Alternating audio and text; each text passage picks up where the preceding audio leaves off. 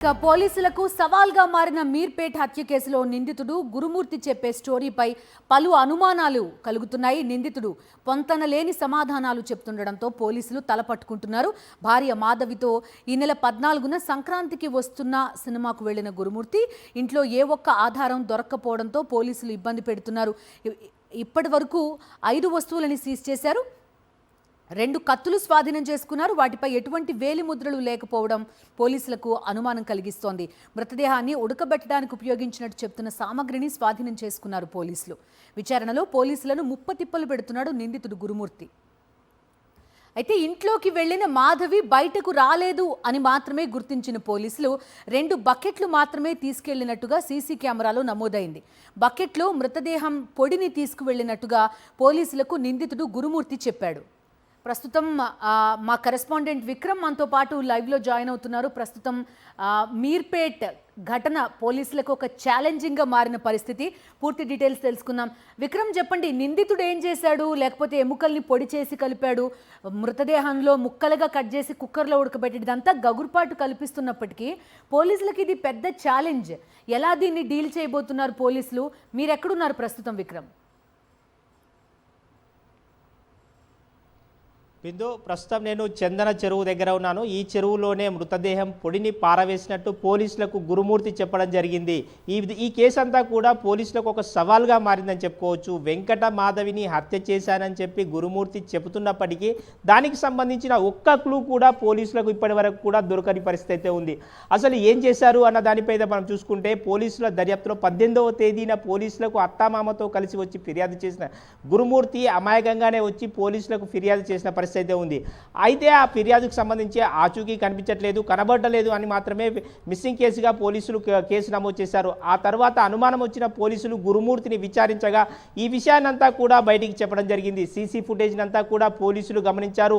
ఈ నెల 15వ తేదీన మాధవి ఇంట్లోకి వెళ్ళినట్లు గుర్తించిన పోలీసులు ఆ తర్వాత బయటికి రాలేదు. ఆ తర్వాత మనం చూసుకుంటే 17వ తేదీన బయటికి 2 బకెట్లు పట్టుకొని 15 కేజీల 2 బకెట్లను తీసుకొని వచ్చి బయటికి వెళ్తున్న సీసీ కెమెరా ఫుటేజ్ను పోలీసులు గుర్తించారు. ఆ బకెట్లు ఏంటి అన్న వివరాలను కూపీ లాగితే గురుమూర్తి చెప్పిన సమాధానాలు విని పోలీసులు షాక్ అయినట్లు స్పష్టంగా అర్థమవుతుంది. అసలు ఆ 2 బకెట్లలో 15 కేజీల చొప్పున ఉన్న ఒక్కొక్క బకెట్లో ఆ 2 బకెట్లలో ఏముందని చెప్తే మొత్తం స్టోరీ అంతా గురుమూర్తి బయటికి చెప్పినట్లు పోలీసులు అయితే చెప్తున్న పరిస్థితి అయితే ఉంది. అయితే ఆ 14వ తేదీన మనం చూస్తే సంక్రాంతికి వెళ్తున్నాం సినిమాకు వెళ్ళి వచ్చారు మాధవి గురుమూర్తి. 15వ తేదీన ఇద్దరి మధ్య గొడవ జరగడం, ఆ మాధవి చనిపోయినట్లు చెప్తున్నారు. మాధవి మృతదేహాన్ని ఏం చేయాలో తెలియక పూర్తి స్థాయిలో ముందస్తుగానే ప్లాన్ చేసుకొని మొత్తం ఉడకబెట్టి ముక్కలుగా నరికి ఉడకబెట్టి పొడి చేసి ఈ చెరువులో పారవేసినట్టు చెప్తున్నారు. దీనంతటికీ కూడా 2-3 రోజుల సమయం పట్టినట్టయితే చెప్తున్నారు. ఆ తర్వాత 18వ తేదీలో ఏమీ తెలియనట్టు అత్తామామలతో కలిసి ఆచూకీ కనిపించట్లేదని చెప్పి పోలీసులకు అయితే ఫిర్యాదు చేశారు. పోలీసుల దర్యాప్తులో గురుమూర్తిపై అనుమానం రావడంతో గురుమూర్తిని పోలీసులు విచారణ చేయడంతో గురుమూర్తి ఈ ఆసక్తికరమైన విషయాలన్నింటినీ కూడా చెప్పడం జరిగింది. అయితే ఇదంతా కూడా ఒక స్టోరీగా చెప్తున్నారా లేకుంటే నిజంగా చేశాడా? ఇప్పటి వరకు ఒక్క ఆచూకీ కూడా పోలీసులకు దొరకలేదు. బిందు, గురుమూర్తికి ఏంటి అనుమానమా? కారణాలేంటి ఆమెని చంపి ఇంత కిరాతకంగా చేయడానికి? దీంతో పాటు విక్రమ్, గతంలో ఢిల్లీలో ఇలాంటి ఘటన ఒక జరిగింది.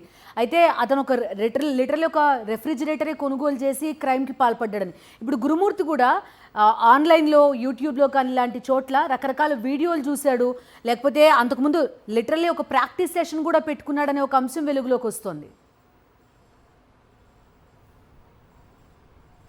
ఖచ్చితంగా బిందు, జనవరి నుంచి చూసుకుంటా ఆయన యూట్యూబ్లో ఏమేమి సెర్చ్ చేశారు అన్న వివరాలను కూడా పోలీసులు పూర్తి స్థాయిలో విచారణ చేస్తున్నారు. యూట్యూబ్ సెర్చ్లో ఆయన అనేక క్రైమ్ స్టోరీస్ చూసినట్లు కూడా పోలీసులు అయితే చెప్తున్నారు. ఆ క్రైమ్ స్టోరీస్నే చెప్తున్నాడా? ఇంట్లోకి 15వ తారీఖు వెళ్ళిన మాధవి ఎక్కడికి వెళ్ళింది అన్న కోణంలో పూర్తి స్థాయిలో దర్యాప్తు అయితే చేస్తున్నారు.